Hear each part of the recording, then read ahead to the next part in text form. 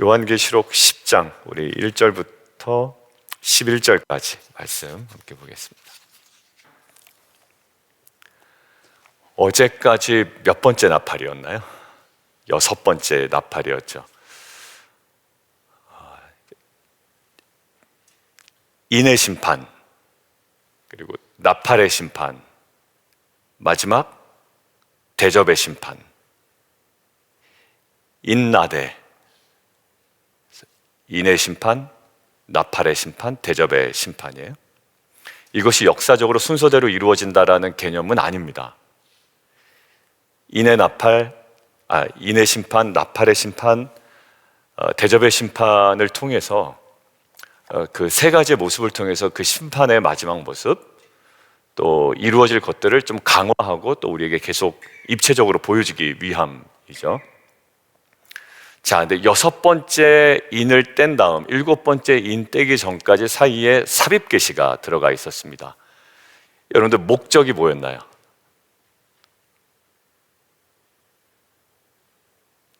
여섯 번째 인을 떼고 왜 7번째 인으로 바로 안 가고 중간에 삽입계시가 들어갔죠? 근데 그 모습이 어떤 모습이었나요? 교회의 모습이었죠? 전투하는 교회의 모습이었고, 하루는 두 번째 모습은 어떻나요? 그 교회의 미래의 영광스러운 승리의 모습이었다. 그래서 그때 우리가 묵상한 게 뭡니까? 그 교회의 모습은, 성도의 모습은 환난을 뭐한다? 피한 자들이 아니라 환난을 이긴 자들이다 라고 이야기를 했어요. 자, 다시 정리할게요. 자, 6번째 인과 7번째 인 사이는 그 패턴대로 삽입계시가 들어가 있는데, 삽입계시의 목적은 짧게 정리하면 이렇습니다. 교회의 운명을 이야기합니다. 그렇죠? 교회의 운명. 이 땅의 교회가 이런 모습으로 살아가지만 마지막에 천상에서의 영광스러운 모습이 이럴 거야 라는 것들을 보여줍니다. 자, 다시 한번 제가 또 말씀드릴게요. 다른 관점으로.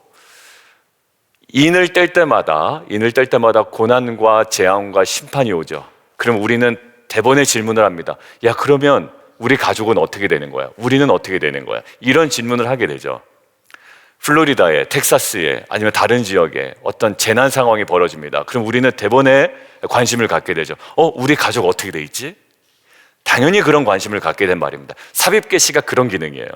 지금 인을 뗄 때마다 심판과 재앙이 벌어지니까, 야, 그럼 우리 같은 사람들은 운명이 어떻게 되는 거야? 우리 성도들은 어떻게 되는 거야? 이 땅의 교회는 어떻게 되는 건데? 라는 질문을 갖게 된단 말이에요. 거기에 대한 해답이 삽입계시다. 자, 그렇다면 6번째 나팔과 7번째 나팔 사이에 들어있는 오늘부터 시작되는 삽입계시는 어떤 목적일까요? 6번째 인과, 제가 이걸 자꾸 반복하는 이유는요, 요한계시록을 구조적으로 제가 좀 이해하시도록 도와드리기 위함입니다. 그러니까 여러분들 메모해 두시고 기억해 두시고 복습하셔야지 기억이 납니다. 안 그러면 제가 6번째인가 7번째, 그럼 또 이렇게 좀 희미해지는 거예요. 자, 6번째인과 7번째인 사이에 들어간 삽입계시 목적이 교회의 운명이었다면, 6번째 나팔과 7번째 나팔 사이에 들어간 삽입계시의 목적은 교회의 사명입니다. 이거 그냥 얘기하면 되지. 그거 되게 길게 얘기했죠. 그러니까 그 목적이 있다라는 거예요. 6번째인과 7번째인 사이에 들어간 삽입계시의 목적이 교회의 운명을 알려주기 위해서였다면, 지금 6번째 나팔과 7번째 나팔 사이에 들어가는 삽입계시의 목적은 교회의 사명입니다. 그 관점에서 오늘 목적은 그 본문을 함께 보도록 하겠습니다. 근데 여기 눈에 들어온 이미지 중에 여러분들 간과할 수 없는 이미지가 몇 개가 있거든요. 하나가 무지개가 있습니다. 머리 위에 무지개가 있죠.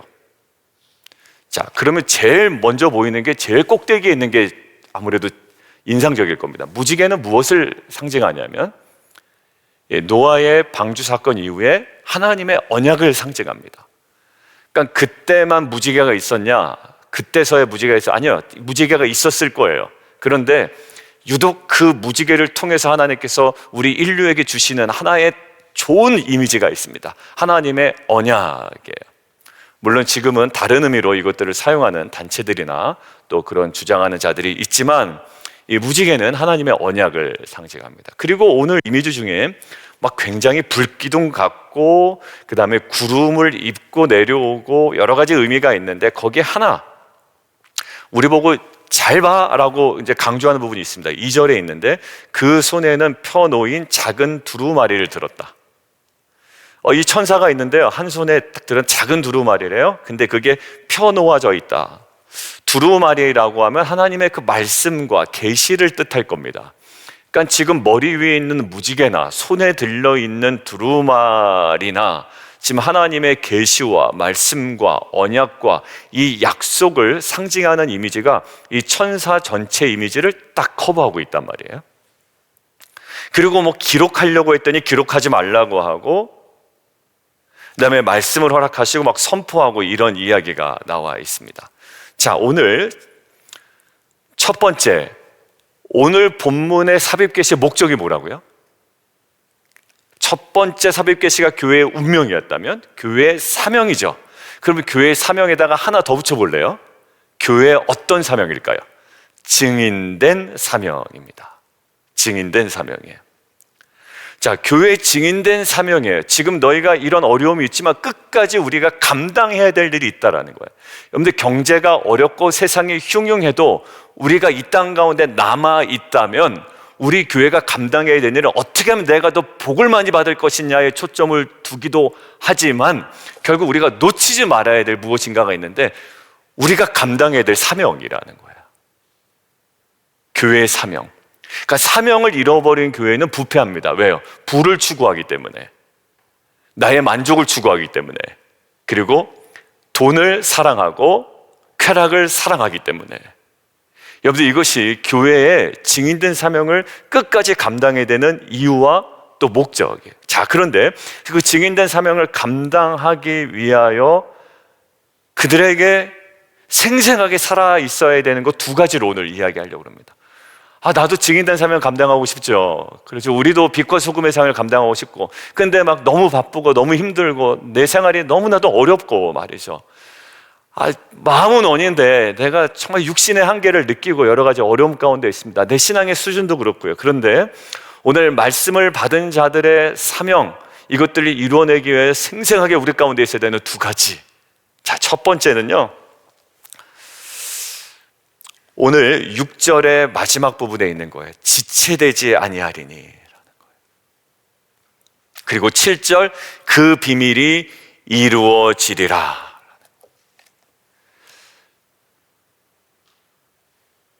사도 바울은요, 사명을 진짜 잘 감당했죠.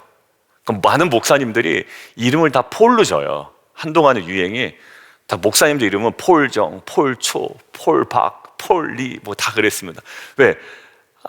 바울처럼만 사역했으면 좋겠다라는 거거든요. 그러니까 바울의 사역의 특징은 환경에 굴하지 않았다라는 거예요. 옥에 갇혀있던, 아니면 길이 막혀있건, 아니면 다른 사람들이 자기를 밟고 올라가건, 이것이 전해지는 것이 복음이면 괜찮아요. 그러니까 흔들리지도 않았고 그 길을 계속 걸어갑니다. 여러분들 오늘 얘기한 고난의 때에 증인된 사명을 감당하는 어떻게 중요한 모델이었거든요. 근데 그 사도 바울이 그럴 수밖에 없었던 중요한 한 가지를 학자들이 뭐라고 이야기하냐면, 그에게는 이제 반드시 좀 있으면 예수님이 오신다라는 임박한 종말론을 초기에 가졌다라는 거야. 그러니까 그의 동력은 이거 언제까지 해야 되나, 이게 아니라 이거 내가 감당하면 주님 오신다, 이런 마음이 있었다는 거예요. 여러분들 지금 우리가 밥을 먹을 때요, 라면을 끓여 먹을 때는요, 이게 지체하지 않습니다. 그죠? 라면 끓이는 시간 얼마 걸립니까? 3분 끓일 때 제가 뭐 하냐면 되게 분주합니다. 김치 갖다 놔야지, 깔판 갖다 놔야지, 계란 풀어서 할 조그만 종지 갖다 놔야지, 계란 풀어서 제가 넣을 때는 면을 꺼내놓고 풀어 넣거든요. 그러니까 꺼내놓을 또 면 담아 놓을 그릇이 있어요. 그러니까 3분 안이 굉장히 바빠요. 왜냐하면 곧 먹어야 되기 때문에 그렇습니다. 여러분들 라면 끓이는 얘기, 쓸데없는 얘기 같지만 사실 그 얼마 있다가 3분 있다가 먹는다, 뿔치 않은 라면을 먹으려고 제가 3분 안에 굉장히 분주했던 것처럼 침이 녹성록하네 아주. 사도 바울이 그 사역을 지체하지 않고 할 수 있었던 이유는요, 쉼없이 할 수 있었던 이유는, 그리고 흔들리지 않을 수 있었던 이유는 이 말씀이 지체되지 아니한다라는 거예요. 그리고 비밀은 반드시 이루어진다라는 거죠. 내일 우리가 행사를 해야 되면 오늘 분주하죠. 그리고 오늘 저녁에 저희 가정에 손님이 초대된다. 그러면 바쁘죠. 왜냐하면 그것이 지체되지 아니하고 반드시 그 사건이 이루어지리라는 확신이 있기 때문에 그렇습니다.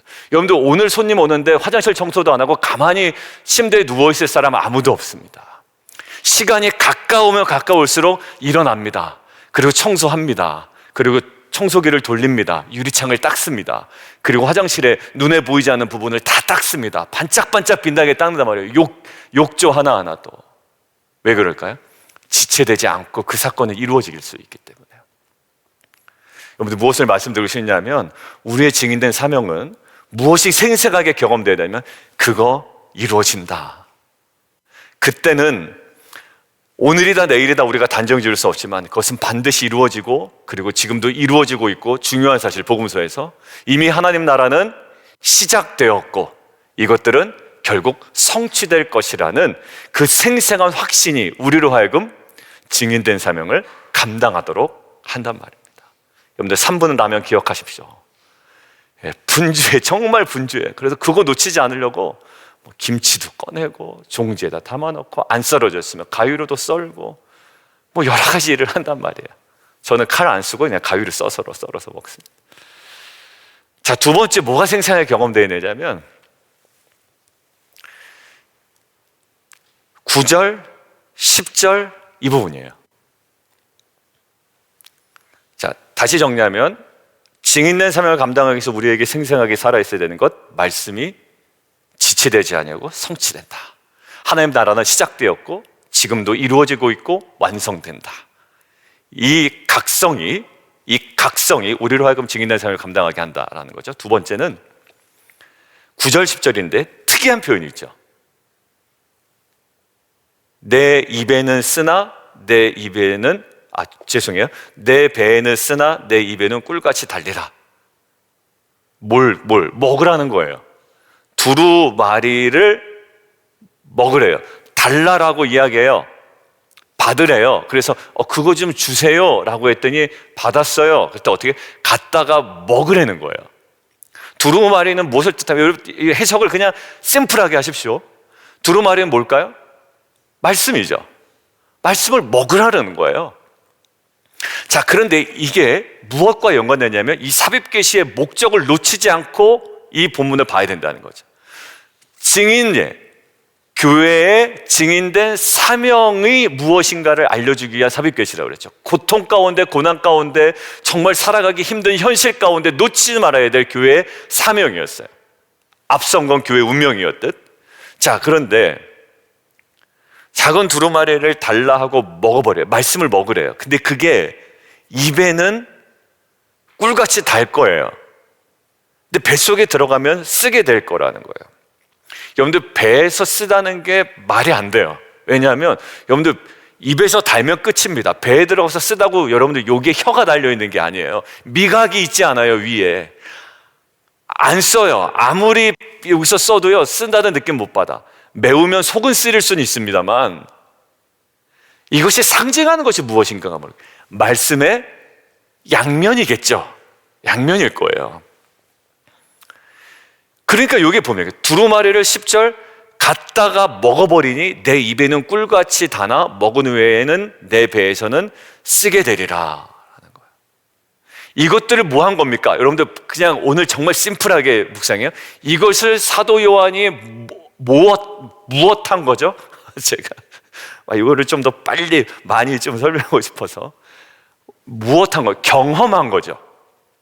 그러니까 두루마기를 먹으러 말씀을 경험한 겁니다. 그런데 경험한 후에 11절에 뭐라고 나와 있죠?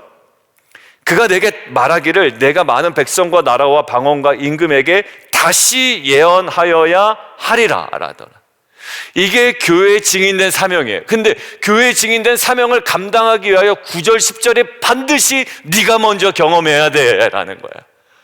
여러분들 이게 저 같은 설교자에게는 너무 불같이 다가왔어요. 너 이것을 증언하게 하여 설교하게 하여 그들의 심령을 울리게 하여 역사가 벌어지게 하여 네가 먼저 경험되어야 되겠는데, 이 두루마리를 먹고 네 입에는 닫아 네 속에 들어가서는 쓴 이 말씀을 네가 먼저 경험하지 않으면 이 사명 감당할 수가 없다라는 거죠.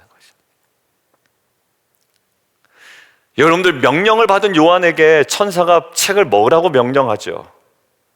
구약의 에스겔처럼 요한도 그 단말씀을 경험할 거예요. 그러니까 성경을 묵상한 자들의 체험과 비슷합니다. 달고 오묘한 그 말씀, 생명의 말씀은, 찬양 가수 있죠. 이 주의 말씀이 내 입에 정말 꿀같이 답니다라는 시편의 고백이 있죠. 그것도 경험해야 돼, 너는. 그러는 거예요. 그것도 경험해야 돼. 억지로 읽는 것이 아니라 너무 입에 달다. 이라크에 제가 가 있을 때 잠깐 선교사님들도 떠나고 제가 혼자 있어야 되는 이라크에 한 일주일간의 기간이 있었어요. 그때 할 게 없죠. 밖에 마음대로 못 나가다녀요. 딱 한 번만 갑니다. 언제 가냐면 이메일 보내야 될 때 그 쉐라톤 호텔이 하나 있었어요. 제 숙소에 앞에. 그러니까 거기 가서 이메일 하나 딱 보내고, 거기에 있는 국제 구호단체 이제 산 사람들이 거기서 이메일 보내고 만나서 얘기하고 그래서 이메일 보내고 또 바로 막 걸어서 옵니다. 왜? 무슨 일이 벌어질지 모르니까. 하는 일이 뭐냐면 그냥 혼자 기도하고 말씀 보는 거예요. 다행히 그 미군에서 하나 전 세계 어디나 통화할 수 있는 전화기를 하나 주는 바람에 이제 그때 이제 프랑스에서 유학 중이었던 누나한테도 전화하고 매형한테도 전화하고, 오히려 한국에 있을 때는 프랑스에 전화를 못 했다가 이제 그 전화기로 이제 계속 전화를 하고, 근데 그거 아니면 한국에 전화하는 거 아니면 이제 말씀 보고 이러는. 근데 그게 꿀같이 달달하는 느낌이 어떤 건지를 알겠더라고요. 왜냐면 그거밖에 없어요. 거기서 무슨 제가 TV를 볼 거예요, 뭘 할 거예요. 그리고 아프가니스탄에 이제 그 긴국고로 갔던 저희 그 동료 간사님도 그 얘기를 하더라고요. 아프가니스탄에 이제 있는데 거기에 있는 말씀을 묵상하는 시간이 너무 길었대. 왜냐하면 해가 떨어지면 불 켜놓고 말씀 묵상하고 이랬는데 너무 달더래요. 거기서 경험한 하나님의 그 사랑과 하나님의 부르심과 이것들을 나와서 이제 간증하는데, 우리 간사 예배 때 우리가 일주일에 한 번씩 간사들이 예배를 드리거든요. 그때 많은 사람들이 은혜를 받았어요. 거기서 경험된 이 말씀의 은혜를 가지고. 보십시오. 이것이 경험되니 그 경험된 것을 선포하니까 어떻게 됩니까? 이 기아대식교 관사들이 어찌 보면 되게 냉랭한 사람들도 있거든요. 왜? 신앙 좋다고 자부하는 사람들이 다 모여있기 때문에 그래요. 여러분들 거기에 살벌합니다, 분위기요. 예, 이제 네 신앙 내 신앙 약간 분위기에 갈등이 있잖아요. 아유, 좀 그래요. 근데요, 그 송혜영 간사님 지금 필리핀에 선교사로 가 있는데 그 선교사님의 간증이 사람들을 많이 울렸대요. 뭘까요? 말씀을 경험한 거예요. 다른 게 아닙니다. 뭐 기가 막힌 어떤 간증이 있었던 거 아니에요. 그냥 말씀으로 통해 받은 은혜예요. 여러분들 이게 강력하다는 걸 제가 그때 느꼈어요. 근데 오늘 무엇을 느껴요? 입에 달아요. 근데 몸에 좋은 약이 입에 쓰다고 하는데 반대죠. 근데 말씀은 입에서 꿀처럼 달지만 배에서는 오늘 쓴맛을 낸대요. 이것은 어떤 의미일까요? 말씀은 분명히 달아요. 그러나 말씀이 성취되는 과정은 쓴 것을 먹는 고난의 과정이 분명히 있다는 거예요. 여러분들 우리의 삶도 있죠. 말씀 받을 때 너무 달지만 이것들을 순종하거나 살아가거나 이 말씀이 우리 가운데 성취될 때 그닥 우리가 받을 때의 달콤함과는 다른 쓴맛을 경험할 때도 있다는 거 우리가 부정할 수가 없단 말이에요. 근데 이 증인된 사명을 감당하기 위해서는 말씀 묵상할 때 달달하다라는 것도 물론 경험해야 되지만 이 말씀이 성취되는 과정 가운데 우리가 경험해야 되는 이 쓴 것을 온전히 경험할 때, 이것들이 생생하게 누려질 때, 그때서야 증인된 사명을 온전히 감당할 수 있다라는 거예요. 여러분들 말씀 전하는 거 쉽지가 않아요. 잘못 전하면 저 사람 이야기는 틀리진 않았는데 왜 감동이 안 되냐 이럴 때가 있죠. 저는 제 설교가 그렇게 될까 봐 제일 걱정이고요. 또 그렇게 전하고 났는데 그렇게 된 것 같을 때, 이번 주일은 전한 말씀이 틀리진 않았는데 뭔가 이렇게 좀 제 마음에 안 들거나 성도들의 영적인 반응이라는 게 있잖아요. 그럴 때 막 그날 저녁에 들어가면 진짜 절망이에요. 막 어떻게 할 수가 없습니다. 뭘 먹어도 먹는 것 같지 않고 막 이래요. 근데 단 한 가지, 아까 첫 번째 대지는 넘겨두고요. 이 달고 쓴 말씀이 성취되는 과정 가운데 받았을 때의 이 달콤함과 성취되는 과정 가운데 이 씀과 애통함과 고통을 내가 충분히 누려야 온전한 증인의 사명을 감당할 수 있다라는 거예요. 고난 가운데 교회의 운명이 무엇인지를 알려주는 첫 번째 삽입계시가 7장에 있었다면, 고난 가운데 교회가 놓치지 말아야 될 증인의 사명이 무엇인지를 이 삽입계시를 통해서 알려줍니다. 근데 감당해라가 아니라 이 감당하게 하여 생생하게 우리에게 살아있을 두 가지였습니다. 이 말씀 반드시 이루어진다, 성취된다라는 이 분명한 확신과, 두 번째, 받을 때는 달아요. 그렇지만 이 말씀이 성취될 때에 경험되어지는 쓰라림과 고통과 이 애통함이 우리 가운데 충분히 누려진다면 이 고난의 때에 우리에게 주어진 증인의 사명 감당하고도 남을 만한 귀한 공동체가 될 줄 믿습니다. 기도할까요? 네, 기도하겠습니다. 그러니까 지금 우리가 말씀이 성취된 과정 가운데는 성도들의 애통함이 있거든요. 아픔이 있어요. 좀 편하게 좀 삶이 이루어지면 좋겠는데 걱정도 있고 기도 제목도 오히려 더 많아지는 것 같고, 근데요, 이것들을 통과한 이후에 영광스러운 증인으로 세워지는 이 부르심을 우리가 확신하며 이것들을 감당해 나가자고요. 그리고 이것들 소망 가운데 우리가 붙들었으면 좋겠고, 오히려 절망을 우리가 계속 마음에 두었더니 그것이 오히려 소망이 되었다라는 이것들이 우리가 경험되어지면 우리는 온전한 증인의 사명을 감당할 수 있을 줄 믿습니다. 지금 당하는 이 모든 어려움들이 그런 증인으로 우리를 세워나가는 하나님의 놀라운 섭리 가운데 있는 인생임을 우리가 감사함으로 이 시간 또 기도했으면 좋겠습니다. 우리 주님 이름 한 번 부르고 함께 기도합니다.